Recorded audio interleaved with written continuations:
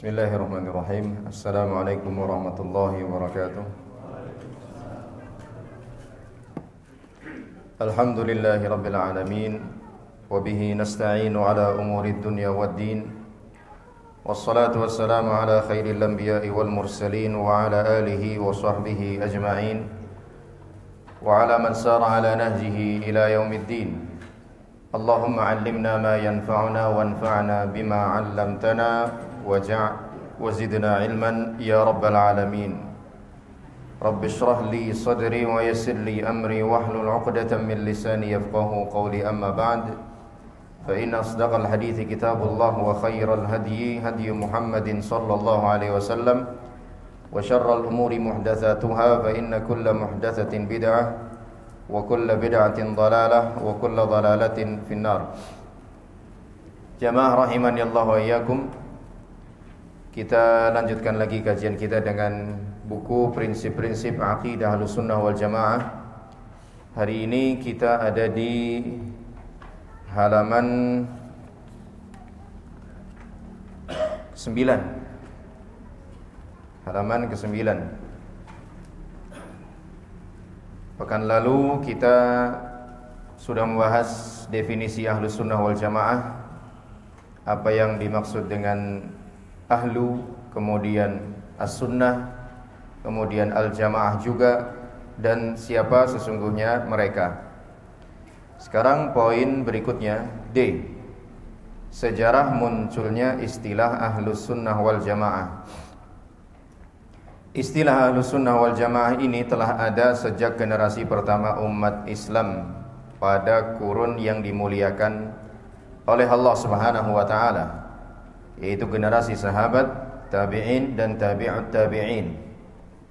Mengenai firman Allah Subhanahu wa ta'ala, yauma tabyaddu wujuhu wa taswaddu wujuh.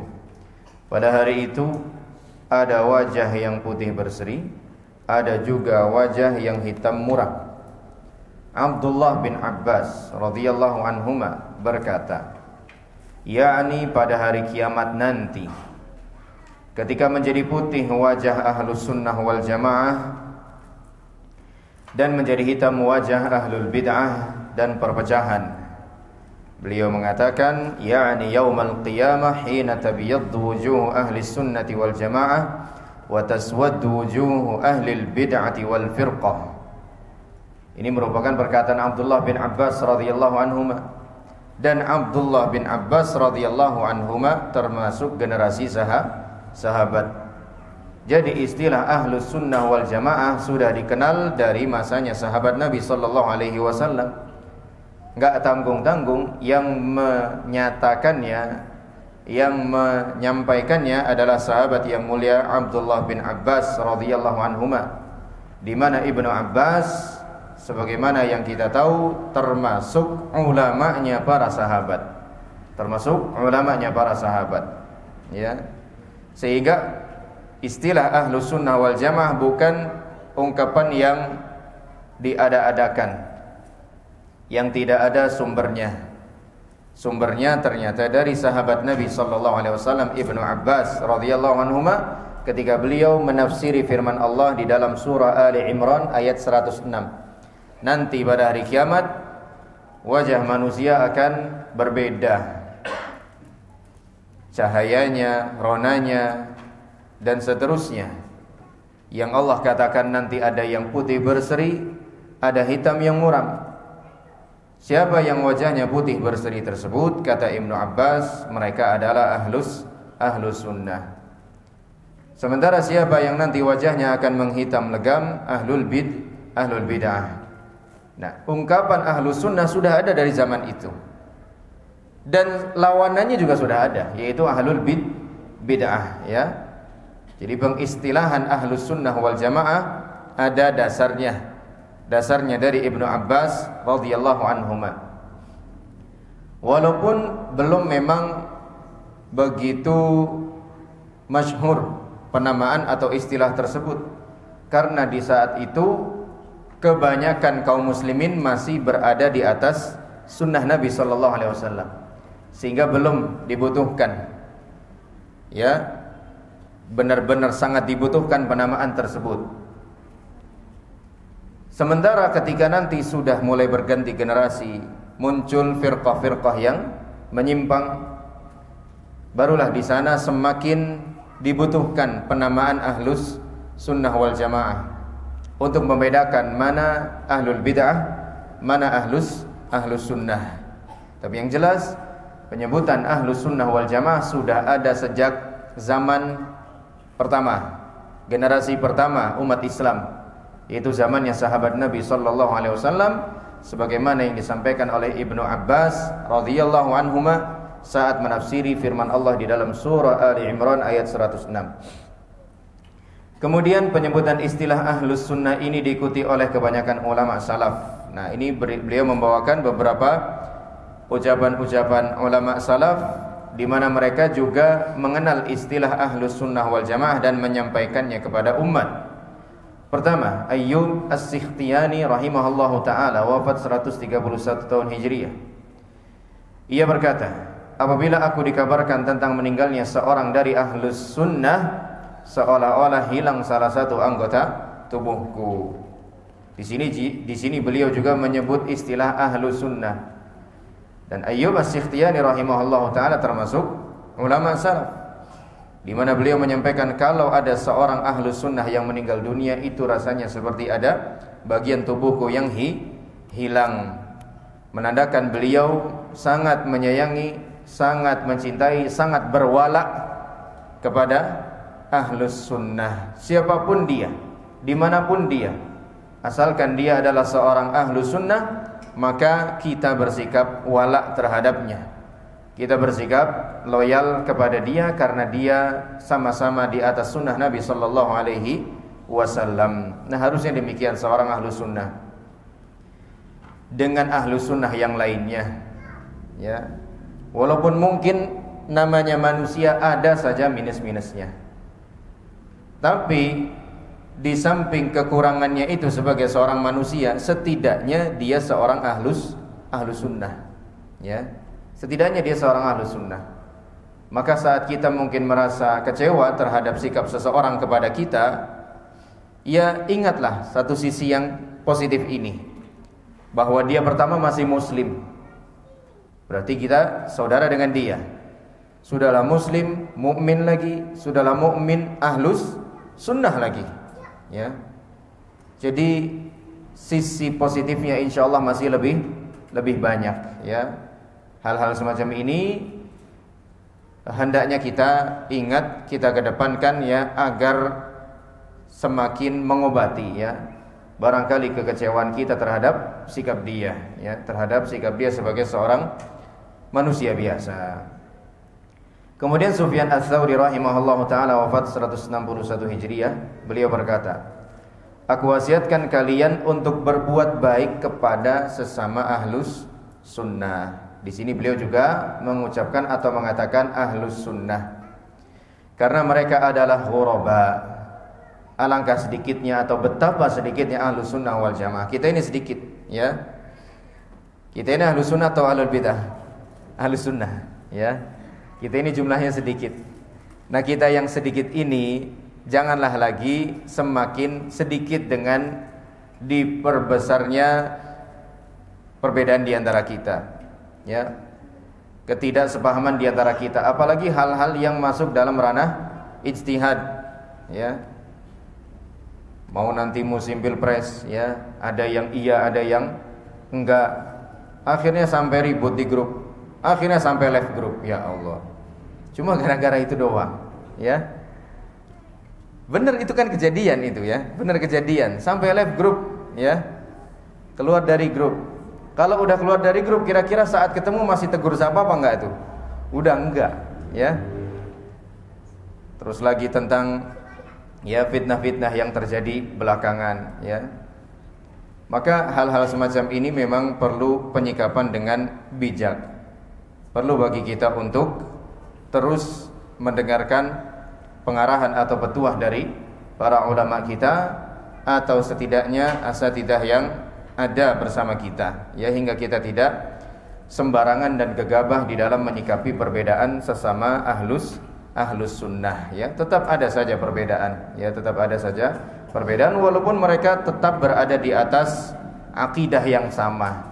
Tapi dalam masalah-masalah yang cabang, ya, masalah-masalah yang furu'iyah, bisa saja mereka berbeda pendapat atau pemahaman. Tapi kalau yang bersifat usul, pokok atau prinsip, mereka satu kata, ahlus sunnah wal jamaah. Maka dari itu mereka disebut dengan ahlul jamaah. Ahlul jamaah itu berarti selalu bersatu, ya, selalu bersatu dalam hal-hal yang bersifat prinsip, ya, dalam hal-hal yang bersifat usuliyah. Fudail bin Iyad rahimahullah ta'ala berkata ahlus sunnah wal jamaah, iman itu keyakinan, perkataan dan perbuatan. Di sini Fudail sedang menjelaskan definisi iman menurut ahlus sunnah wal jamaah, di mana ahlus sunnah wal jamaah menurut Fudail bin Iyad menyatakan iman itu mencakup 3 perkara: keyakinan, ucapan dan perbuatan. Ya, keyakinan, ucapan dan perbuatan. Maka barang siapa yang mengaku sebagai ahlus sunnah tapi dalam memahami makna iman, dalam mendefinisikan iman tidak mencakup ketiga hal ini, berarti dia belum sungguh-sungguh menjadi seorang ahlus sunnah. Walaupun mungkin dia selalu mengaku-ngaku, saya ini seorang ahlus sunnah, saya ini seorang sunni, tapi dalam masalah definisi keimanan dia tidak memahami definisi keimanan dalam 3 cakupannya tadi: keyakinan, ucapan dan perbuatan. Maka dia bukanlah seorang ahlus sunnah, ya, bukanlah seorang ahlus sunnah. Karena di dalam firqah-firqah yang lain, ya, ada yang mengatakan bahwasannya iman itu hanya sekedar keyakinan dan ucapan saja, ya, keyakinan dan ucapan saja. Asal kamu yakin, asal kamu mengucapkan, menyatakan, ya, itu sudah menjadi keimanan bagi kamu, walaupun kamu melakukan hal-hal yang mungkin menafikan keimananmu, ya. Seperti keyakinannya orang-orang Murji'ah yang memisahkan antara keimanan dan perbuatan. Keimanan ada satu sisi sendiri, ya, perbuatan ada di sisi yang lain, ya. Maka sesoleh-solehnya seseorang itu tidak akan mempengaruhi pertambahan keimanannya bagi mereka. Karena apa? Karena bagi mereka keimanan tidak ada kaitannya dengan perbuatan, ya. Dan sedurhaka-durhakanya seorang hamba itu bagi mereka tidak akan mempengaruhi keimanannya juga, tidak akan mengurangi keimanannya juga. Karena apa? Bagi mereka iman sendiri, perbuatan sendiri, tidak ada hubungannya. Nah, yang semacam ini bukanlah akidahnya, bukanlah pemahamannya ahlus sunnah. Tapi yang jelas di sini yang menjadi syahid adalah ketika Fudail mengatakan ahlus sunnah, ya, ketika beliau mengatakan ahlu as-sunnah. Kemudian selanjutnya Abu Ubaid Al-Qasim bin Sallam rahimahullahu taala wafat 224 Hijriah berkata dalam muqaddimah kitabnya Al-Iman, maka sesungguhnya apabila engkau bertanya kepadaku tentang iman, perselisihan umat tentang kesempurnaan iman, bertambah dan berkurangnya iman, dan engkau menyebutkan seolah-olah engkau berkeinginan sekali untuk mengetahui tentang iman menurut ahlus sunnah dari yang demikian. Di sini juga beliau mengatakan ahlus sunnah. Ini tidak dibawakan lengkap ucapannya, ya, karena mungkin terlalu panjang. Tapi yang menjadi syahid atau poin utama dari ucapan Abu Ubaid Al-Qasim bin Sallam adalah saat beliau mengatakan kalimat ahlus sunnah.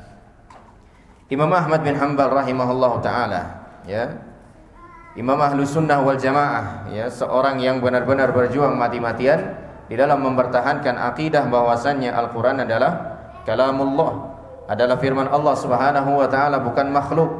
Beliau mengatakan dalam muqaddimah kitabnya As-Sunnah, inilah madhab ahlul ilmi, ashabul athar, ahlus sunnah wal jamaah, yang mereka dikenal sebagai pengikut sunnah Rasulullah sallallahu alaihi wasallam dan para sahabatnya dari semenjak zaman para sahabat hingga pada masa sekarang ini. Di sini juga Al-Imam Ahmad bin Hanbal rahimahullahu taala mengucapkan kata-kata ahlus sunnah. Jadi penamaan ini bukanlah sesuatu yang baru, ya, bukanlah sesuatu yang baru.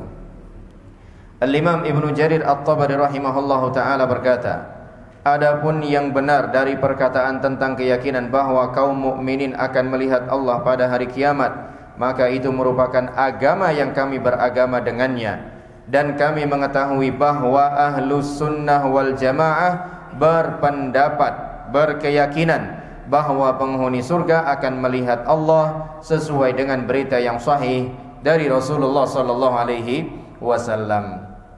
Di sini Ibnu Jarir At-Tabari rahimahullahu taala tentunya sedang membahas perbedaan umat Islam di dalam meyakini apakah Allah Subhanahu wa taala nanti akan dilihat ataukah tidak. Karena ada sebagian kelompok dari kaum muslimin yang menafikan bahwasanya Allah Subhanahu wa taala bisa dilihat. Tapi Ahlussunnah wal Jamaah meyakini bahwasanya Allah Subhanahu wa taala nanti akan bisa dilihat oleh ahlul jannah, oleh penghuni surganya Allah Subhanahu wa taala dengan dalil-dalilnya. Ya, wujuhu yauma idzin nadhirah ila rabbiha nadhirah. Hari itu wajah mereka berseri-seri karena memandang kepada wajah Rabbnya. Kemudian Allah Subhanahu wa taala juga mengatakan lil ladzina amanul husna wa ziyadah. Bagi orang-orang yang beriman mereka akan mendapatkan balasan yang baik dan ziyadah. Ziyadah secara bahasa artinya tambahan atau bonus. Tapi Nabi SAW menafsiri makna ziyadah adalah melihat ke wajah Allah Subhanahu wa ta'ala. Ini merupakan akidahnya Ahlus Sunnah yang sedang dijelaskan oleh Al-Imam Ibnu Jarir At-Tabari rahimahullahu ta'ala. Jadi Ahlus Sunnah meyakini bahwa Allah bisa dilihat, tapi bukan di dunia tentunya. Tapi bukan di dunia, akan tetapi nanti di surga. Ya, adapun di dunia maka tidak bisa dilihat sebagaimana yang Allah Subhanahu wa taala firmankan kepada Nabi Musa alaihi assalam, ya qala lan tarani, ya Rabbi arini anzur ilaik. Ya Allah, tampakkan dirimu, aku perkenankan untuk aku bisa melihatmu. Qala lan tarani, engkau tidak akan bisa melihatku wahai Musa, kata Allah Subhanahu wa taala, ya. Walakin inzur ilal jabali fa in istaqarra makanahu fa sawfa tarani, ya. Tapi lihatlah ke gunung besar itu. Kalau gunung besar itu masih berdiri kokoh di tempatnya, engkau akan mampu untuk melihatku. Falamma tajalla rabbuhu lil jabali ja'alahu dakka wa kharra Musa sa'iqa. Tatkala Allah Subhanahu wa taala menampakkan dirinya kepada gunung tersebut, gunung itu pun luluh lantah, hancur, dan Nabi Musa melihat pemandangan tersebut pun jatuh pingsan, ya, jatuh pingsan. Di dunia tidak bisa dilihat, ya. Begitu juga firman Allah Subhanahu wa taala yang dijadikan dalil oleh mereka-mereka yang mengatakan Allah tidak bisa dilihat, la tudrikuhul absar wa huwa yudrikul absar. Allah Subhanahu wa taala tidak akan bisa dijangkau oleh pandangan-pandangan, akan tetapi justru Allah lah yang menjangkau atau meliputi seluruh pandangan yang ada. Ayat ini juga dijadikan sebagai dalil oleh mereka bahwa Allah tidak bisa dilihat oleh siapapun, ya. Dijawab oleh para ulama Ahlussunnah wal Jamaah bahwasanya makna idrak, ya, dalam firman Allah tadi la tudrikuhul absar, pandangan kita tidak akan mampu menjangkau Allah Subhanahu wa taala. Menjangkau di sana maknanya lebih jauh daripada sekedar melihat. Melihat itu hanya sekedar melihat satu sisi saja sudah cukup disebut melihat. Tapi kalau idrak maka menjangkau seluruh bagiannya, dan itu memang tidak bisa, ya. Dan itu memang tidak bisa dilakukan oleh siapapun terhadap Allah Subhanahu wa taala. Jadi intinya di sini Ibnu Jarir At-Tabari rahimahullahu taala menyebut-nyebut istilah Ahlus Sunnah ketika sedang menjelaskan tentang masalah ru'yatul mu'minina rabbahum yaumal qiyamah. Ketika sedang menjelaskan apakah kaum mukminin akan melihat Allah pada hari kiamat nanti, ya. Dan pernah terjadi sebuah kejadian yang cukup menarik begitu, ya, sebagaimana dikisahkan oleh Syekh Abdul Razzaq bin Abdul Muhsin Al-Badr hafizahumullah taala di Masjid Nabawi. Ya, suatu ketika Syekh yang sedang mengajar, ya, di dars ba'da shalah menyampaikan tentang masalah ini, ya, bahwa Allah Subhanahu wa taala bisa dilihat menurut keyakinannya Ahlus Sunnah wal Jamaah, ya. Tiba-tiba ada seorang berdiri yang kemudian menyanggah pernyataan Syekh, ya, dengan membawakan pendapatnya bahwa Allah Subhanahu wa taala tidak bisa dilihat dan orang itu mengajaknya berdebat atau berdiskusi. Maka Syekh mengatakan kita akan berdebat atau berdiskusi dengan dalil atau dengan logika. Kata orang itu dengan logika, kata orang itu dengan logika. Kalau kata Syekh, kalau dengan logika saya enggak mau, Karena akan percuma saja. Kamu punya logika, saya juga punya logika, kita enggak akan pernah ketemu, Kalau pakai dalil, silahkan. Dalil ayat atau dalil hadis, tapi dengan logika saya enggak mau. Tapi orang itu terus mendesak. Hingga akhirnya Syekh menyuruh orang itu diam dan berkata kepada para jamaahnya, wahai jamaah sekalian, Bapak ini berkeyakinan bahwa nanti kaum mukminin tidak akan bisa melihat Allah pada hari kiamat. Marilah sekarang kita berdoa, tolong diaminkan. Mudah-mudahan Bapak ini tidak bisa melihat Allah pada hari kiamat nanti, Bapak itu pun mengatakan, jangan begitu, jangan. Saya tetap mau bisa melihat Allah Subhanahu wa taala, Dan itu tentu merupakan kenikmatan yang besar, dari Allah Subhanahu wa taala tatkala Allah memperkenankan kita untuk bisa memandang wajah Allah Subhanahu wa taala, Dan ini merupakan akidahnya Ahlussunnah wal Jamaah. Selanjutnya Imam Abu Ja'far Ahmad bin Muhammad At-Tahawi mengatakan dalam muqaddimah kitab akidahnya yang masyhur Al-Aqidatut Tahawiyah, ini adalah penjelasan tentang akidah Ahlussunnah wal Jamaah, Dengan penukilan tersebut maka jelaslah bagi kita bahwa lafaz Ahlussunnah wal Jamaah sudah dikenal di kalangan salaf, di kalangan generasi awal umat ini, Dan para ulama sesudahnya. Istilah Ahlussunnah merupakan istilah yang mutlak sebagai lawan kata dari kata Ahlul Bid'ah, untuk membedakan mana yang di atas sunnah, mana yang tidak di atas sunnah. Karena pada dasarnya sebenarnya kaum muslimin itu di atas sunnah Nabi SAW. Kemudian baru mulai terjadi penyimpangan di dalam perjalanan hidupnya, karena salah memilih guru, karena salah belajar, karena salah berteman, bersekolah dan lain sebagainya, di sanalah terjadi penyimpangan, Sebagaimana status seorang manusia, pada dasarnya seorang manusia itu beragama Islam, beriman kepada Allah Subhanahu wa taala. Kemudian dalam perjalanan hidupnya baru terjadi penyimpangan. Ada yang jadi Yahudi, ada yang jadi Nasara, Majusi dan seterusnya. Ini juga merupakan bantahan kepada orang yang berpendapat bahwa istilah Ahlussunnah wal Jamaah pertama kali dipakai oleh golongan Asy'ariyah, padahal Asy'ariyah muncul pada abad ketiga atau keempat Hijriyah, Jadi ada yang mengklaim bahwa istilah Ahlussunnah wal Jamaah itu baru muncul di abad 3 atau abad 4 Hijriyah ketika munculnya kelompok Asy'ariyah. Pendapat yang benar tidak. Sebelum itu sudah muncul ungkapan Ahlussunnah wal Jamaah. Bahkan tadi sudah kita dapati ucapannya Ibnu Abbas radhiyallahu anhuma, itu generasi pertama, abad pertama. Sudah ada istilah Ahlussunnah wal Jamaah, dan Asy'ariyah memang juga mengklaim bahwasanya mereka adalah Ahlussunnah wal Jamaah, dan kita selalu dapati hal itu. Kita selalu dapati hal itu bahwa mereka selalu menggaung-gaungkan mereka lah sesungguhnya yang Ahlussunnah wal Jamaah. Di sini penulis menjelaskan bahwa Asy'ariyah tidak dapat dinisbatkan kepada Ahlussunnah wal Jamaah karena beberapa perbedaan prinsip yang mendasar di antaranya. Ini kecenderungan atau pendapat yang penulis lebih condong kepadanya, bahwa Asy'ariyah atau Asy'ariyah tidak termasuk ahlu as-sunnah wal jamaah. Pertama, alasan yang pertama, golongan Asy'ariyah mentakwil sifat-sifat Allah Ta'ala, sedangkan ahlu sunnah menetapkan sifat-sifat Allah Ta'ala sebagaimana yang telah ditetapkan oleh Allah dan Rasulnya, seperti sifat istiwa, wajah, tangan, Al-Quran, kalamullah dan lainnya. Dua, golongan Asy'ariyah menyibukkan diri mereka dengan ilmu kalam, sedang ahlu sunnah justru mencela ilmu kalam, sebagaimana penjelasan Al-Imam Asy-Syafi'i rahimahullahu ta'ala ketika mencela ilmu kalam. Tiga, golongan Asy'ariyah menolak kabar-kabar yang sahih tentang sifat-sifat Allah Ta'ala.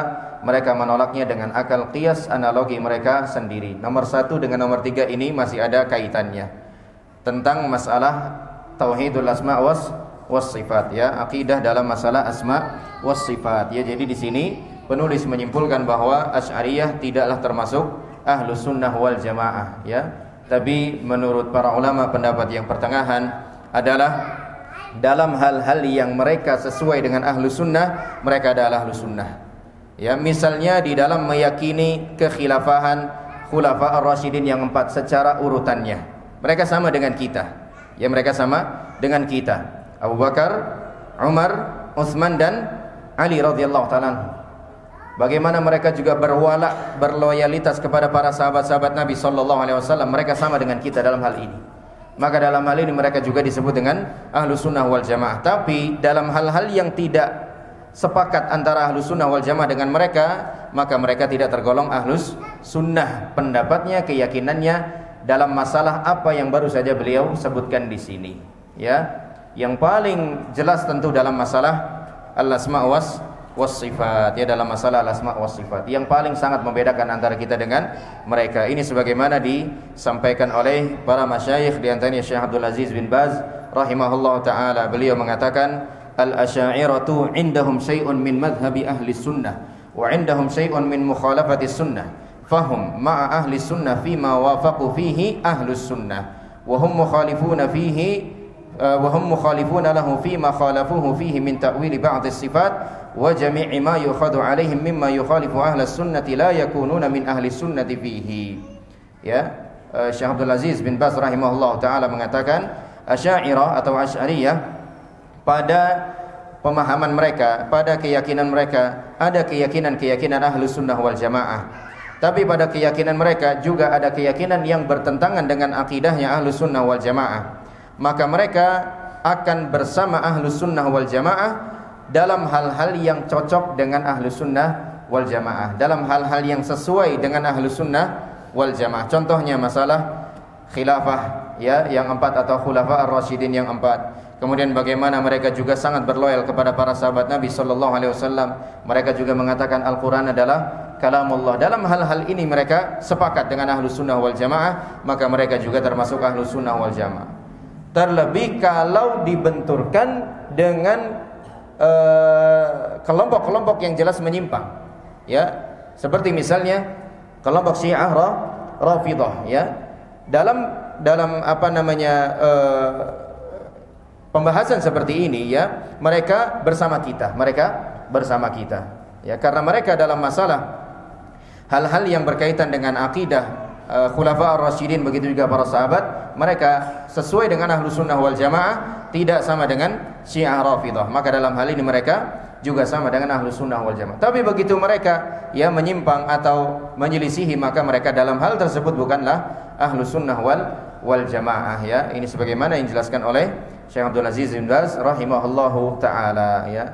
Tapi sekali lagi yang sering kali kita sampaikan di sini, yang paling penting adalah pembuktian, bukan sekedar pengakuan. Jangankan mereka, kita juga dibutuhkan untuk membuktikan, ya, bahwa kita ini memang benar-benar seorang ahlus sunnah wal jamaah, ya. Jangan hanya sekedar mengaku saya ini sunni, saya ini salafi, tapi ternyata akidahnya, ibadahnya, akhlaknya jauh sekali dari nilai-nilai akidah ahlus sunnah wal jamaah, ya.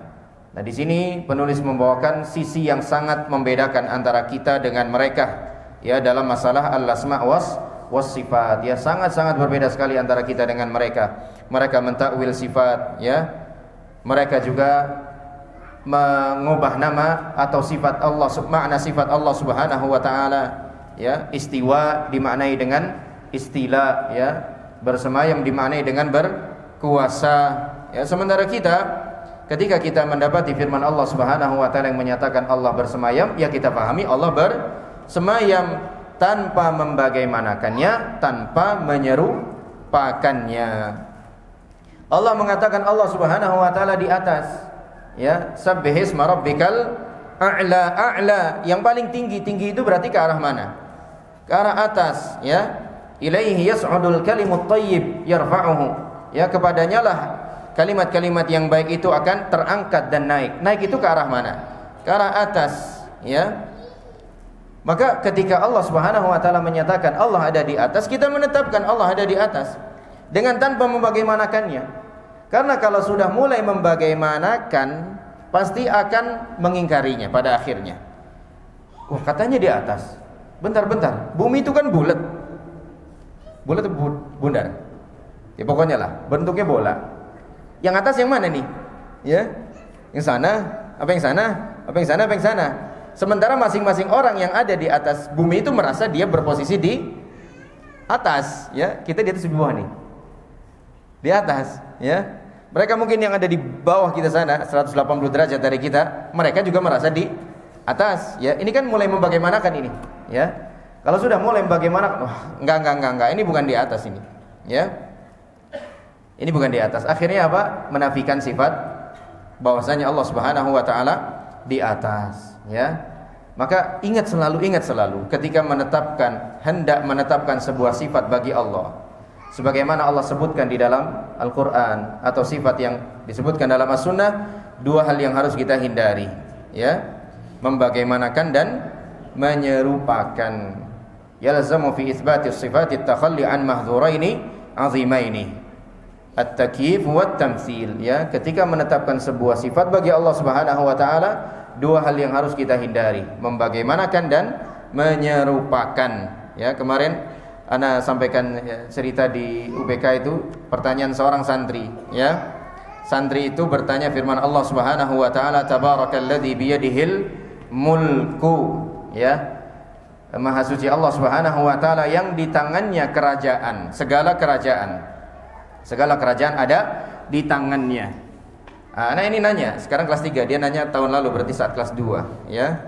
Anak ini nanya, ini makna tangan di sini makna yang sesungguhnya atau butuh ditakwil, ya, diubah ke makna tangan yang lain, kekuasaan, ya, atau apalah begitu. Maka anak sampaikan, iya tangan sesungguhnya. Memang apa masalahnya kalau kita maknai tangan di sini adalah tangan yang sesungguhnya? Maka dia menyampaikan, Ustaz, sesuatu yang ada di tangan itu kan adalah sesuatu yang bersifat konkret, Ustaz, ya. Misalnya tutup botol ini konkret atau abstrak ini? Konkret, ya, dia bisa ada di tangan karena dia konkret. Sementara al-mulku, kerajaan, kekuasaan, itu sesuatu yang bersifat abstrak. Gak mungkin Ustaz bisa ada di tangan, ya. Berarti tangan di sini maksudnya tangan Allah di sini bukan dalam makna yang sesungguhnya. Barangkali maknanya yang lain begitu. Maka Anda sampaikan kepada santri tersebut, loh kan kita sudah belajar, sudah hafal. Ketika menetapkan sebuah sifat bagi Allah, kita harus menghindari dua perkara, membagaimanakan dan menyerupakan. Saat kamu memahami begitu, itu kamu secara enggak langsung sedang menyamakan tangan Allah dengan makhluk. Konsep tangannya makhluk benar, ya. Sesuatu yang akan bisa di tangan makhluk itu adalah sesuatu yang bersifat konkret, benar. Tapi kalau tangan Allah Subhanahu wa taala, siapa yang berani mengatakan mustahil bahwa yang konkret yang abstrak bisa ada di tangan Allah? Siapa yang berani bilang begitu? Ya. Kalau kamu berani bilang, ya, bahwasannya sesuatu yang bisa di tangan Allah cuman yang konkret aja, berarti kamu telah menyamakan tangan Allah dengan tangan makhluk secara tidak kamu sadari. Kalau tangan makhluk benar, ya, sesuatu yang bisa di tangan makhluk, sesuatu yang bersifat konkret saja, yang abstrak tidak bisa. Tapi apakah sesuatu yang mustahil bagi makhluk juga mustahil bagi Allah? Jawabannya tidak, ya. Sesuatu yang konkret mustahil untuk bisa ada, sesuatu yang abstrak mustahil untuk bisa di tangan kita, mustahil. Tapi apakah hal yang sama juga mustahil bagi Allah Subhanahu wa taala? Tidak sama sekali, ya, tidak sama sekali. Ya, banyak hal, bahkan bukanlah banyak lagi, kalau ada kata yang lain lebih dari kata banyak tentu akan kita pakai kata itu. Ya, sungguh luar biasa Allah Subhanahu wa taala, yang mustahil bagi makhluk tidak mustahil bagi Allah Subhanahu wa taala, dan itu diimani oleh seluruh kaum muslimin, termasuk masalah ini, ya. Sesuatu yang mustahil di tangan makhluk belum tentu mustahil juga di tangan Allah Subhanahu wa taala, ya. Ini karena tidak menyadari, ya. Tidak menyadari, dia sudah tidak sengaja, ya, tergelincir dalam sikap membagaimanakan, tergelincir dalam sikap menyerupakan. Kemudian muncullah pertanyaan, apa perlu untuk kita maknai tangan di sini dengan makna yang lain? Jawabannya nggak perlu, ya, jawabannya nggak perlu. Maka berlakukan, ya, kaidah ini di semua sifat Allah Subhanahu wa taala. Apapun sifat yang Allah sebutkan, berlakukan dua kaidah ini. Hindari dua kaidah tadi, ya, bersemayam. Hindari dua hal tadi, membagaimanakan dan menyerupakan. Karena kalau sudah membagaimanakan dan menyerupakan, ujung-ujungnya mengingkari. Tidak. Allah tidak bersemayam. Begitu juga Allah turun ke langit dunia. Ya, Nabi SAW mengkabarkan Allah turun ke langit dunia. Kalau sudah mulai membagaimanakan, ujung-ujungnya mengingkari nanti. Ya, kalau Allah nanti turun di langit dunia, sementara waktu di dunia itu terus bergerak ke arah barat, timur ke barat, ya benar ya, ke arah barat, berarti Allah nanti turun terus dong, ya, dari timur ke barat, muter juga. Kalau begitu keadaannya, kapan Allah ada di langit? Ya, dia malah mulai nanya kapan Allah di langit, padahal tadi dia mengingkari Allah di langit, ya. Nah begitu, ya. Itu kan konsep turunnya manusia begitu, ya, bahwa dia harus terus-terusan pindah, ya. Adapun turunnya Allah kita nggak tahu gimana turunnya Allah. Ya. Yang jelas Nabi SAW mengkhabarkan bahwa Allah turun. Turunnya bagaimana? Nggak tahu. Turunnya kayak apa, seperti apa? Nggak tahu juga. Ya, nggak tahu juga. Maka kalau tidak dihindari, maka akan mengingkari terus mengubah makna turun di sana. Oh, yang turun bukan Allah, tapi keputusannya, tapi rahmatnya, tapi nikmatnya. Ya, diubah-ubah maknanya, ya.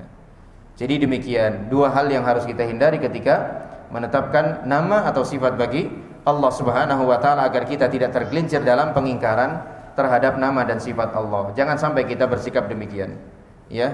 Itu bahkan bisa dikatakan sebagai ketidaksopanan kepada Allah taala, ya. Ketidaksopanan kepada Allah. Allah bilang Allah bersemayam, kita bilang enggak, Allah enggak bersemayam.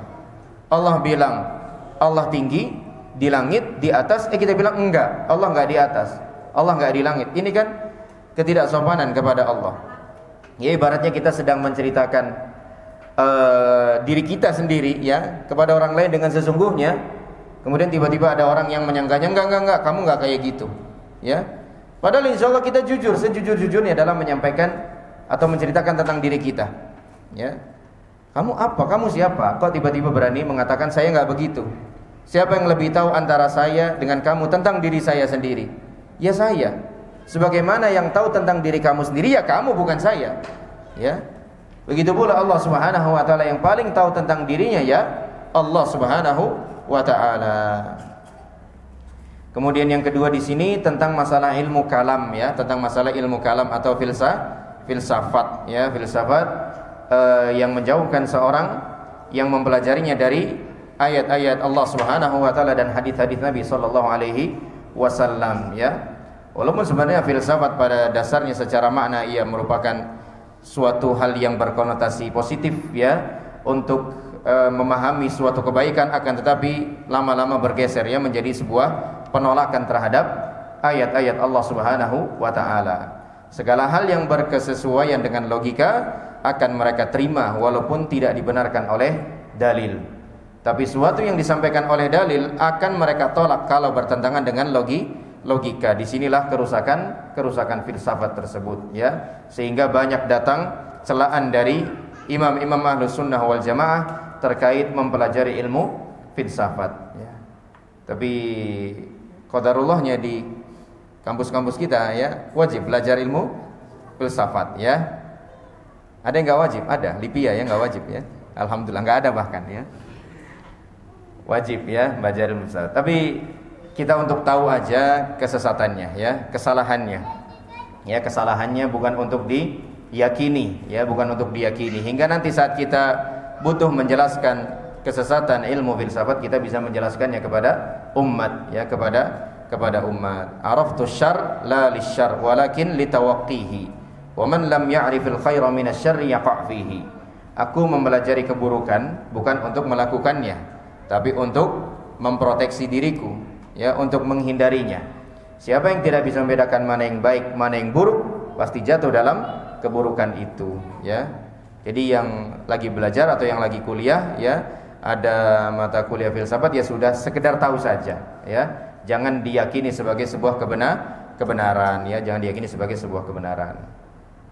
Bab kedua, kaidah dan prinsip Ahlus Sunnah wal Jamaah dalam mengambil dan menggunakan dalil. Ini penting sekali nih, ya. Dalam penggunaan dalil atau dalam berdalil, ya. Di sini di catatan kaki beliau membawakan keterangan lihat buhuth fil aqidah ahlussunnah wal jamaah, mujmal usul ahlussunnah wal jamaah, ya, karya Dr. Nasir bin Abdul Karim Al-Aql dan kitab yang lainnya. 1. Sumber aqidah bagi ahlussunnah, ya, adalah kitabullah dan sunnah Rasulullah sallallahu alaihi wasallam yang sahih dan ijma' salafus salih, ya. Ini 3 dalil yang sangat mendasar. Al-Qur'anul Karim, sunnah Nabi sallallahu alaihi wasallam yang sahih, ya, hadis-hadis Nabi sallallahu alaihi wasallam yang sahih, dan apa? Dan ijma', kesepakatan salaful ummah. Kenapa perlu diberi keterangan sunnah Rasulullah yang sahih atau hadis Nabi yang sahih? Karena sebagian hadis Nabi ada yang tidak sahih, ya. Entah hadisnya itu lemah karena para periwayatnya, entah bahkan hadis itu palsu. Yang salah bukan Rasulullah SAW tentunya, ya. Rasulullah SAW hanya menerbitkan hadis-hadis yang asli saja dari beliau sallallahu alaihi wasallam. Yang salah orang-orang yang datang setelahnya, ya, yang tidak telitilah, bahkan yang sengaja memalsukan hadis. Makanya di sini menjadi satu karakteristik Ahlussunnah wal Jamaah, benar-benar menjadi karakteristik yang khas sekali, bahwa Ahlussunnah sangat-sangat berhati-hati di dalam berdalil menggunakan hadis. Bukan tidak percaya kepada hadis, tapi sebagai bentuk kewaspadaan terhadap adanya hadis-hadis yang tidak sahih, adanya hadis-hadis yang palsu. Dan ini bisa kita lihat, ya, atau kita bandingkan pada kelompok-kelompok atau firqah-firqah kaum muslimin yang lain, di mana saat mereka belajar, ya, atau saat mereka membuka kajian seperti ini, yang disampaikan hanya cerita-cerita saja, ya. Sudahlah cerita-cerita itu tidak bersumber dari Nabi sallallahu alaihi wasallam, ya. Cerita-cerita itu banyak hal-hal yang sangat-sangat bertentangan dengan syariat Allah Subhanahu wa taala, ya. Mengatakan bahwasanya keluar dari kubur Nabi sallallahu alaihi wasallam, ya. Kemudian kuburannya begini-begini katanya, ya. Kemudian pegang lutut orang itu dan Nabi mencium lututnya. Ini apa-apaan, ya? Masa Nabi SAW diperlakukan begitu, ya? Emang boleh sebohong itu, ya? Kalau bahasanya orang sekarang, ya, emang boleh sebohong itu, ya? Ya, emang boleh sengarang itu, kan? Nggak boleh, ya. Tapi kalau kita mau cerita itu benar-benar hati-hati sebelum berdalil, ya. Cek dulu hadisnya sahih atau tidak, ya. Kalau tidak sahih, ya, tidak akan dijadikan sebagai dalil, apalagi dalam masalah akidah. Taib, silakan dikumandangkan adzan salat Isya. Taib, kita teruskan sedikit lagi. Jadi pertama, sumber akidah adalah kitabullah, sunnah Rasulullah sallallahu alaihi wasallam, dan ijma' salafus salih, ya. Bukan dari sumber-sumber yang lainnya, seperti hal-hal yang bersifat khurafat, ya, takhayyul, atau bahkan mimpi-mimpi saja. Apalagi mimpi itu membawa syariat yang baru, yaitu tidak sama sekali tidak menjadi sumber pendalilan, ya. Sumber pendalilan Ahlussunnah wal Jamaah dalam hal akidah hanya 3 ini saja. Karena memang cuma 3 ini saja yang bisa dipastikan keabsahannya, kesahihannya, ya. Adapun yang lain-lain tidak bisa, ya. Yang lain-lain tidak bisa. Yang kedua, setiap sunnah yang sahih yang berasal dari Rasulullah sallallahu alaihi wasallam hukumnya wajib diterima, walaupun sifatnya ahad. Ahad di sini kalau mau ditambahi huruf A-nya double biar dibacanya lebih tepat, tidak mengapa, ya. Ahad. Bukan ahad. Kalau ahad begini kesannya nama hari, ya, hari Ahad begitu, ya. Ahad, A-nya 2, yang di depan 2, yang di tengah 2. Ahad. Hadis ahad adalah hadis yang tidak mencapai derajat mutawatir, yaitu hadis yang diriwayatkan oleh seorang periwayat atau lebih, tetapi periwayatannya dalam jumlah yang terhitung, masih dalam terhitung-hitungan. Hadis ahad ialah hadis yang tidak memenuhi syarat hadis mutawatir atau tidak memenuhi sebagian syarat-syarat mutawatir. Hadis ahad adalah hadis yang tidak mutawatir. Hadis mutawatir apa? Hadis yang tidak ahad, gitu. Ya. Hadis mutawatir, lebih mudah memahami hadis mutawatir dulu sebelum memahami hadis ahad. Hadis mutawatir itu adalah hadis yang periwayatannya diriwayatkan oleh sejumlah perawi hadis yang mustahil untuk berdusta, dalam jumlah yang mustahil untuk berdusta. Misalnya kan sebuah hadis itu nanti akan disampaikan oleh Rasulullah SAW, kemudian diterima oleh sahabat. Nanti oleh sahabat akan diajarkan lagi kepada yang lainnya, entah kepada sahabat juga, entah kepada tabi'in. Nanti setelah itu diajarkan lagi ke generasi bawahnya. Masing-masing tabaqah tadi, masing-masing generasi tadi, jumlah orang perawinya banyak. Yang dengar langsung banyak, yang menyampaikan juga banyak. Di mana jumlah mereka itu mustahil sekali sepakat untuk memalsukan sebuah hadis, mustahil. Memalsukan sebuah berita itu mustahil. Contohnya sekarang kita yang kumpul di sini nih, ada 30-an enggak nih? Ada insyaallah ya. Mungkin enggak kita yang 30-an, 40-an, 50-an orang ini sepakat untuk memalsukan sebuah informasi? Enggak mungkin. Pasti ada di antara kita yang enggak akan sepakat. Oh enggak mau. Bohong kayak gitu enggak boleh, ya. Itu hadis ahad. Jadi di tingkatan yang pertama perawinya banyak, periwayatnya banyak. Di tingkatan yang kedua makin banyak lagi. Tingkatan yang ketiga lebih banyak lagi, tentu makin turun makin banyak, ya. Ini namanya mutawatir. Di mana masing-masing tingkatan periwayat hadis tadi enggak mungkin mereka akan sepakat memalsukan sebuah hadis, enggak mungkin. Itu yang mutawatir. Kalau ahad berarti apa? Jumlah periwayat hadisnya di masing-masing tabaqah tadi atau di masing-masing tingkatan tadi ada periwayat yang jumlahnya cuma sedikit. Ya, 1 orang, 2 orang. Kalau 1 orang memalsukan sebuah informasi mungkin atau enggak mungkin? Mungkin, ya. Mungkin. Nah, hadis Nabi SAW itu dari sisi jumlah periwayatan terbagi menjadi 2. Ada yang mutawatir, ada yang ahad. Dan mana yang paling banyak kira-kira di antara yang mutawatir dengan ahad? Mutawatir atau ahad? Ahad. Ya, ahad lebih banyak.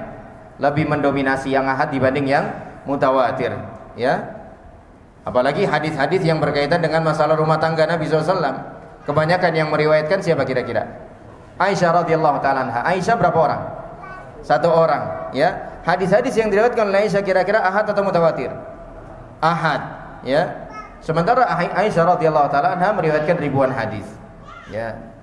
Nah, sebagian kaum muslimin ada yang mengatakan hadis ahad tidak sah dijadikan sebagai dalil karena periwayatnya cuman 1 atau 2 atau 3, di mana periwayat yang jumlahnya segitu itu nggak bisa digaransi, ya, kejujurannya. Tapi suatu hal yang ajaib terjadi, ya. Hadis yang sangat masyhur dan kita hafal semuanya ternyata hadis ahad. Apa hadis itu? Innamal a'malu binniyat, ya. Ada yang nggak hafal innamal a'malu binniyat? Orang jahat juga hafal ini insyaallah, ya. Orang korup juga hafal ini. Kan innamal a'malu binniyat, ya. Saya korup buat nolong orang gitu, ya. Paling enggak sampai innamal a'malu binniyat semuanya hafal ini, ya. Itu yang meriwayatkan cuman Umar radhiyallahu ta'ala anhu. Berarti innamal a'malu binniyat ahad atau mutawatir? Ahad, ya. Kalau dikatakan diyakini hadis ahad itu tidak bisa dijadikan sebagai hujjah, tidak sah dijadikan sebagai dalil, maka nanti akan banyak hadis-hadis ahad yang gugur, enggak kepake, ya. Sementara mayoritas atau kebanyakan hadis-hadis Nabi SAW statusnya hadis ahad. Memang kalau kuat-kuatan dari segi kekuatan lebih kuat yang ahad atau mutawatir? Mutawatir jelas lebih kuat, ya. Tapi jumlahnya sedikit dibandingkan yang ahad. Nah, ahlu sunnah meyakini bahwasanya hadis-hadis ahad termasuk hadis yang sah untuk dipakai sebagai dalil, termasuk hadis yang sah untuk dijadikan sebagai hujjah, ya. Dan banyak hadis-hadis Nabi SAW yang bersifat ahad, ya, dari Umar, dari Aisyah, dari Abu Hurairah, ya, hadis-hadis yang ahad. Allah Subhanahu wa taala berfirman, "Wa ma atakumur rasulu fakhudhuhu wa ma nahakum anhu fantahu." Apa yang diberikan oleh Rasul kepadamu, maka terimalah. Apa sih yang Rasul berikan kepada kita? Sunnah, hadis. Dan hadis itu ada yang mutawatir, ada yang ahad. Asal dari Rasulullah SAW terima, udah. Makanya kan di sini Allah mengatakan wa ma atakumur rasul. Apa yang dibawa, apa yang diberikan oleh siapa? Oleh Rasul. berarti harus ada kepastian sah dari Rasulullah SAW, beneran dari Rasul. Ya, jangan cuma sekedar mengklaim ini dari Rasul padahal bukan dari Rasul sallallahu alaihi wasallam. Ya, utlubul ilma walau bisin katanya. Tuntutlah ilmu walau sampai ke negeri Cina. Ini kata Rasul kita, Rasulullah sallallahu alaihi wasallam. Ternyata Rasul enggak pernah bilang begitu. Ya. Kalau sekedar memotivasi orang carilah ilmu sampai ke negeri Cina tanpa membawa embel-embel kata Rasul, boleh enggak? Boleh-boleh aja. Ya. Kamu mau cari ilmu ke negeri Cina atau sampai negeri Cina, sana. Ya, pokoknya terus belajar. Itu boleh-boleh aja. Kapan terjadi masalah? Ketika dinisbatkan kepada Rasulullah sallallahu alaihi wasallam. Maka di sini Allah kan mengatakan, "Wa ma atakumur rasul." Dan apa yang diberikan oleh Rasul, artinya harus ada kepastian. Ini yang sampai ke kita dari Rasul atau bukan dari Rasulullah sallallahu alaihi wasallam, yang diistilahkan dengan sebutan hadis yang sahih, ya, hadis yang sahih. Fakhudhuhu wa manahakum anhu fantahu. Maka ambillah, maka terimalah, dan apa yang dilarangnya bagimu maka tinggalkanlah. Nah, ini prinsip yang kedua, ya, dari Ahlus Sunnah wal Jamaah di dalam berdalil, ya, di dalam mengambil dan menggunakan dalil, bahwa Ahlus Sunnah juga masih menggunakan hadis ahad sebagai dalil atau hujjah, ya, sebagai dalil atau hujjah yang sah. Walaupun kalau kuat-kuatan memang masih kuat yang mutawatir daripada yang ahad. Tapi kalau yang ahad tidak dipakai sebagai hujjah, maka tentu banyak hadis-hadis Nabi SAW yang akan terabaikan, akan ditinggalkan, ya. Terlebih kebanyakan hadis Nabi SAW bersifat ahad, tidak mutawatir. Wallahu a'lam bishawab. Ya, kita teruskan poin-poin berikutnya di pertemuan selanjutnya. Tapi sampai sini kajian kita kesempatan hari ini. Insyaallah kita teruskan pada pertemuan berikutnya. Wallahu a'lam bishawab. Hadanallahu wa iyyakum ajma'in. Subhanakallahumma bihamdika asyhadu an la ilaha illa anta astaghfiruka wa atubu ilaik. Billahi taufiq wal hidayah. Wassalamualaikum warahmatullahi wabarakatuh.